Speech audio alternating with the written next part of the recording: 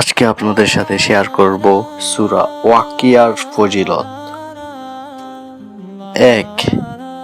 এই সূরা প্রত্যহ নিয়মিতভাবে পাঠ করিলে সে সর্ব বিষয়ে লাভের মধ্যে থাকিবে, লোকসান হইবে না। 2।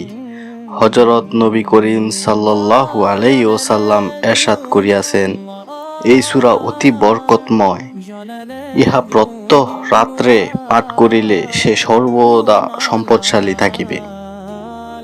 3। এই সূরা দৈনিক ফজর ও এশার নামাজের পরে নিয়মিত পাঠ করিলে সে কখনো অভাবী বা গরিব হইবে না। 4।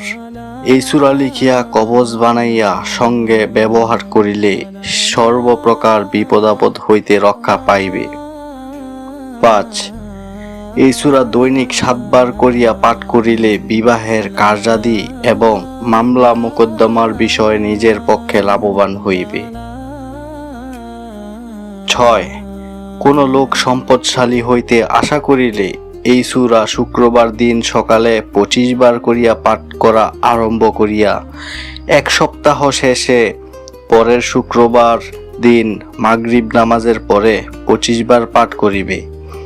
ওই দিন এশার নামাজের পরে 21 বার যে কোনো দরুদ শরীফ পাঠ করিবে।